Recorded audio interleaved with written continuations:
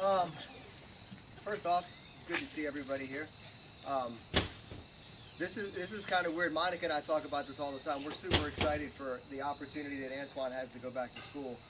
So you guys have had him for a year or two, and some people have known him since you guys were 5, which makes me feel I'm getting up there too. But I've had Antoine. When I got to Whitman, Antoine had just finished his freshman year. So he was going to be a sophomore my first year. We kept him on JV. He had played some varsity as a 9th grader, correct? He wasn't that good. He played sophomore he played JV as a sophomore, and they were very good. And it was actually the best thing for him. So some of you guys that are playing JV now for first and second year, it can be a very positive thing, because he came up as a junior with all the game experience that he got, and he beat out a sophomore that I kept on varsity, and he started for 2 years ever since. I got a couple quick Antoine stories if it's okay. First of all, I got 3. I'll make it quick. There's no doubt that's one of them. I'll save a couple of the other ones for a different time and platform. But first time I saw Antoine play was going into his junior year. Was the year we won the state title. We played a game against Montrose Christian at Blair. Montrose Christian had Kevin Durant, Grievous Vasquez, Isaiah Armwood, whoever. They were tough. Now, Durant didn't play against us that game, but Vasquez was. And so the first possession of the first game of Summer League, Antoine got the ball, and he just attacked right down the middle and just drew a foul. You probably don't even remember it. And I looked at whoever it was, and I said, that kid's tough. He didn't back down. He just went right at him. Later in the summer, we played Montrose again. And that was a game that Gruner had like 35, and we lost by 1 point to a team that was nationally ranked. And he was one of the main reasons why. So that's one of the things I always remember about Antoine.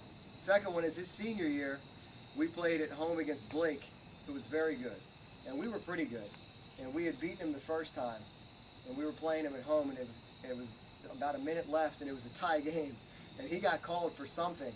And, Antoine's an emotional guy. He took the ball and just winged it against the pad underneath the basket and got a technical foul with under a minute left in a tie game. Blake shoots 2 free throws. The guy missed them both. And they got the ball back and didn't score, and we won the game in overtime. And after the game, I said, "You were so lucky." So I still rag on him about that.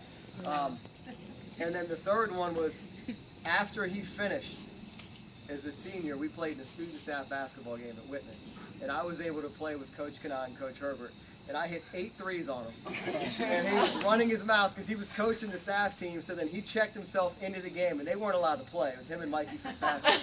Checked himself in. He got a steal off of somebody. And I was running down court. He had an uncontested layup, and he dunked it. The first time I've ever seen him dunk. And to this day, he still tells people he dunked all over me in the studio. And I wasn't even close to the basket. I was at midcourt, and he says he dunked all over. But those are just 3 quick stories that I've got to work with Antoine since 04, 05, which is almost 10 years now. So a coach and a point guard have like a special relationship, especially a point guard that plays all the time, where they're like another coach on the floor. Obviously, that's what he was for us. He didn't get all the publicity as some of the other guys on our team got, but he's the reason that we were always so successful when he played. His varsity record was 38 and 13 or something like that, 38 and 12. When he played, we were 38 and 12 with the state championship, and that's not by mistake. Monica and myself couldn't be happier for him to go back to school. We think it's the best decision he's made. The reason why, like this here, what you guys have, and listening to you guys speak, it's okay to get upset. It's okay to be excited or to miss somebody without having, what are my friends going to think? Like, it's okay to show your emotions, and some of you guys are learning that, which is great. And that's the reason why I will never leave Whitman and this as long as I coach, is because of the atmosphere you guys create. And I tell you what, the JV was not always like this. It's been like this mainly for the last 3 years. Well, guess who was a part of the JV for the past 3 years?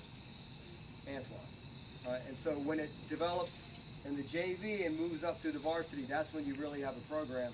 I've always felt like we've had a decent program. Well, the last 3 years, it's really raised up because everybody in the program is on board, and that's due to all the time that he puts in to make JV important, and make you guys feel like you're a bigger part of something.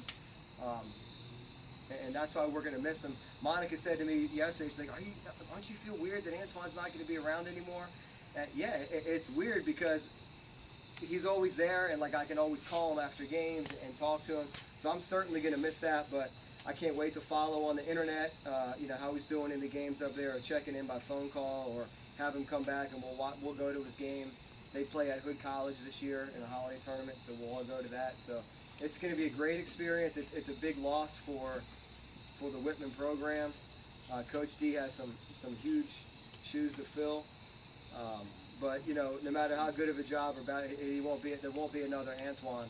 Anytime you have a person that played for us who comes back and is into it as much as he is, learns as much as he is, devotes as much time, you can't replace it. And I think we'll realize that, especially when he's gone. But he's been a big part of Whitman basketball, and Whitman basketball is not the same because of what he gave us. So we certainly appreciate all you've done for us, and you finish, you get your college degree, you get into teaching and coaching, you want to come back, you always got a spot at Whitman waiting for it. So. Wow.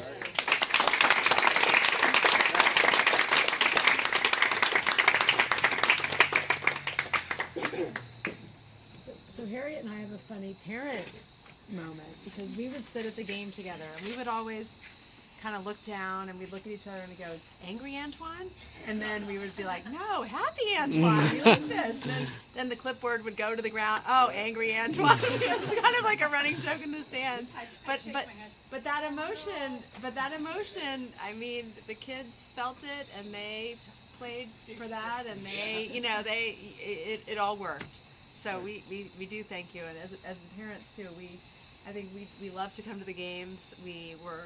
Most of us were at everything, and we're big Antoine fans, and we're big fans of what you've done with them. So thank you so much.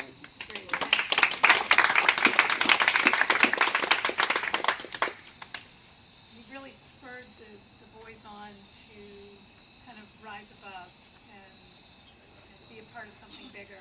So we thank you for that. Thank you. By the way, Chris, Yeah. Antoine told me before that the next step for him is D1. So don't hold don't hold your breath on waiting for him at Whitman. Whitman's not D1? Cool. Yeah, I know.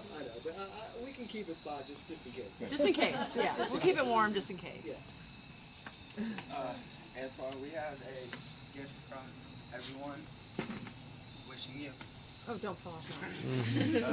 good luck in college. Hope you have a great time. You missed it.